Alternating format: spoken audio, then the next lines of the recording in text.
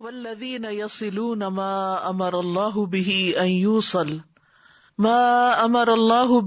ان یوصل ویخشون ربهم ویخافون سوء الحساب، اور وہ جو اس چیز کو ملاتے ہیں جس کے متعلق اللہ نے حکم دیا ہے کہ اسے ملایا جائے، اور اپنے رب سے ڈرتے ہیں اور برے حساب کا خوف رکھتے ہیں۔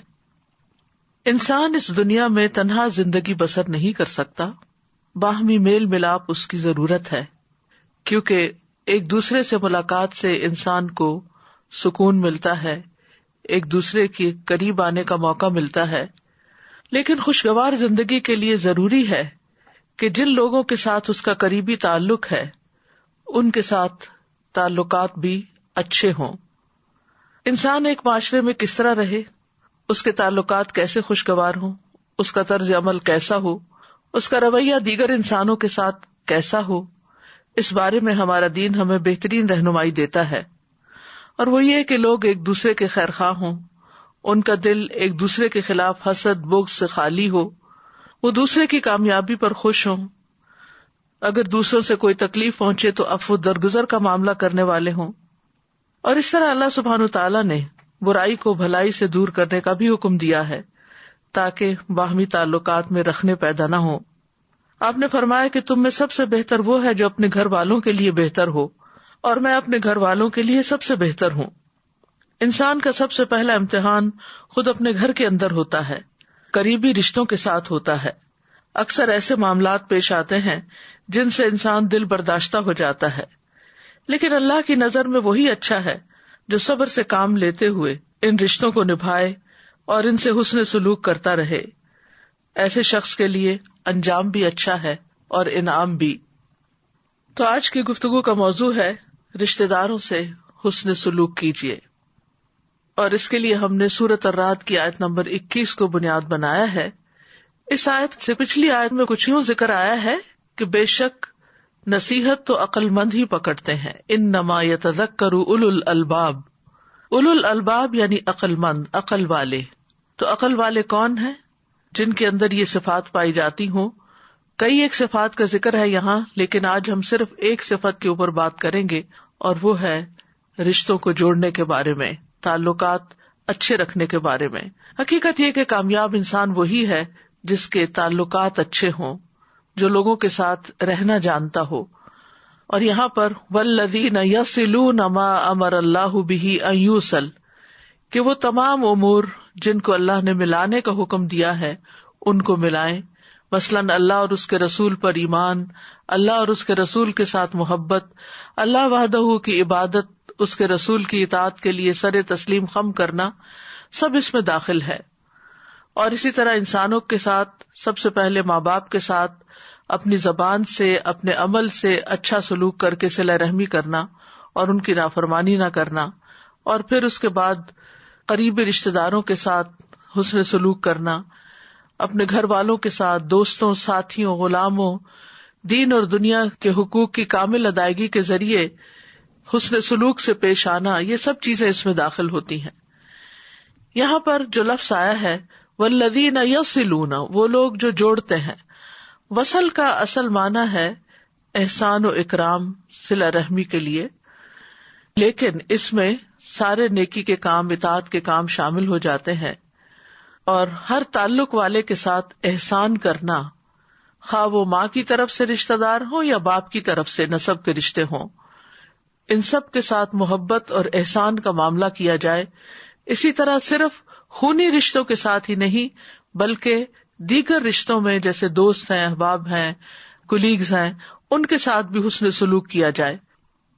اور ایمان والے تو نہ صرف یہ کہ مسلمانوں کے ساتھ اچھا سلوک کرتے ہیں، تعلقات اچھے رکھتے ہیں، بلکہ نبی صلی اللہ علیہ وسلم نے تو مشرک والدین کے ساتھ بھی صلہ رحمی کا حکم دیا، جیسا کہ حضرت اسماء بنت ابی بکر کے واقعے میں آتا ہے۔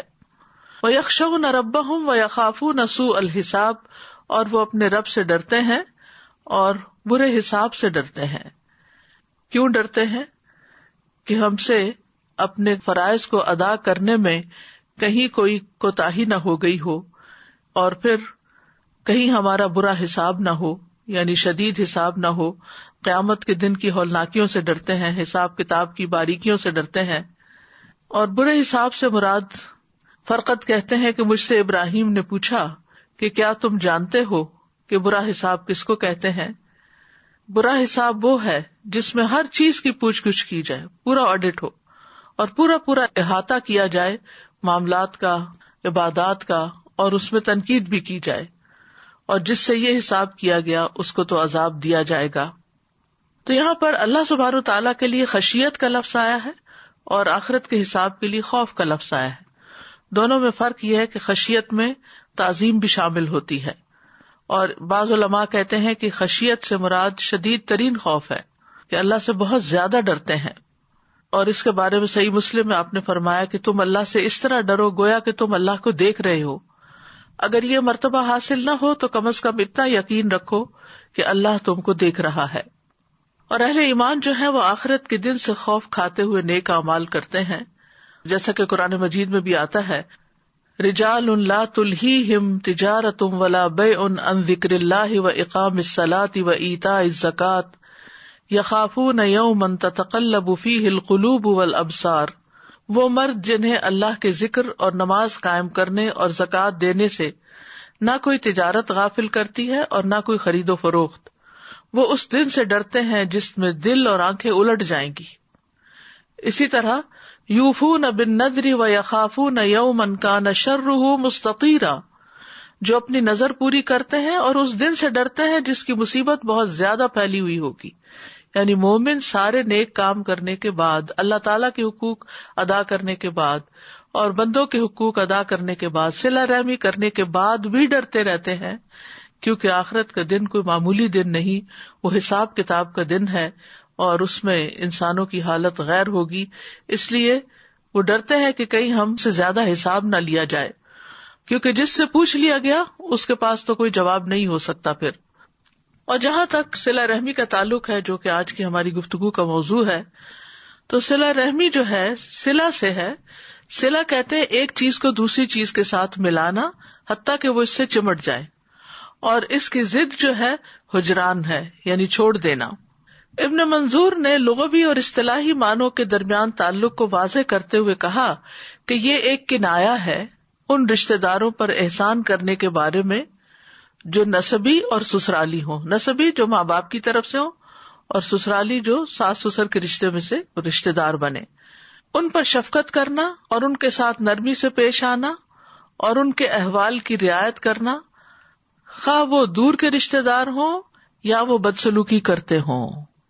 یعنی صلہ رحمی میں صرف ماں کی طرف کے رشتہ دار شامل نہیں ہیں، کیونکہ رحم سے تعلق جوڑا جاتا ہے اس کا، تو پھر صرف سمجھا جاتا ہے شاید ماں ہی کے طرف سے جو رشتہ دار ہے. نہیں، اس میں باپ کی طرف سے بھی حسب نسب جو بھی انسان کا ہے، اور پھر صرف والدین ہی نہیں بلکہ سسرال بھی، یعنی میکا ہی نہیں، سسرال کے ناطے سے بھی جو رشتے بنتے ہیں وہ بھی شامل ہیں.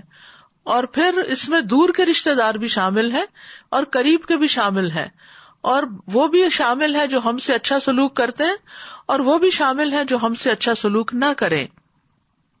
تو صلہ رحمی کے برعکس ایک لفظ استعمال ہوتا ہے قطع رحمی، اور وہ ان تمام چیزوں کے برعکس کو کہتے ہیں. گویا جب وہ ان پہ احسان کرتا ہے تو اپنے اور ان کے درمیان قرابت داری اور سسرالی رشتہ داری اور جائز صلے اور عطیے کو ملاتا ہے، اور قطع رحمی میں کاٹتا ہے. صلہ رحمی کی ایک اور جامع تعریف یوں کی گئی ہے کہ صلہ رحمی کا مطلب یہ ہے کہ جتنا ہو سکے رشتہ داروں کو خیر پہنچائی جائے، اور حسب طاقت جتنا ہو سکے ان سے شر کو دور کیا جائے. یعنی صلہ رحمی کا لفظ چونکہ عربی کا لفظ ہے تو عام طور پر لوگ سمجھتے نہیں کہ پھر کرنا کیا ہے. تو کرنے میں یہ ہے کہ اپنے اور سسرالی رشتہ داروں کو جو بھی خیر پہنچا سکتے ہو، جو جو کچھ اللہ نے تمہیں دیا ہے وہ ان تک پہنچاؤ، اور انہیں اگر کوئی تکلیف آ گئی تو اس تکلیف کو ان سے دور کرو. یہ ہے صلہ رحمی. امام نووی کہتے ہیں صلہ رحمی رشتہ داروں پر اس انداز میں احسان کرنا ہے کہ وہ صلہ رحمی کرنے والے کے اور جس کے ساتھ صلہ رحمی کی جا رہی ہے اس کے حالات کے مناسب ہو. کبھی یہ مال کے ذریعے ہوتی ہے، کبھی خدمت کرنے سے، کبھی صرف ملاقات اور سلام کرنے سے ہوتی ہے. ابن قیم کہتے ہیں کہ صلہ رحمی یہ نہیں کہ رشتہ داروں کو اس حال میں چھوڑ دیا جائے کہ وہ بھوک اور پیاس اور برہنگی سے تباہ ہو رہے ہوں اور ان کا رشتہ دار بہت زیادہ مالدار ہو. اور صلہ رحمی واجب ہے خواہ رشتہ دار کافر ہی کیوں نہ ہو اور اس کا دین کے ساتھ کوئی تعلق نہ ہو، پھر بھی اس کے ساتھ صلہ رحمی کرنی چاہیے. یعنی اگر صلہ رحمی کرنے والا دین سے تعلق رکھتا ہے اور نہ کرنے والا دین سے تعلق نہیں رکھتا، پھر بھی صلہ رحمی کرو.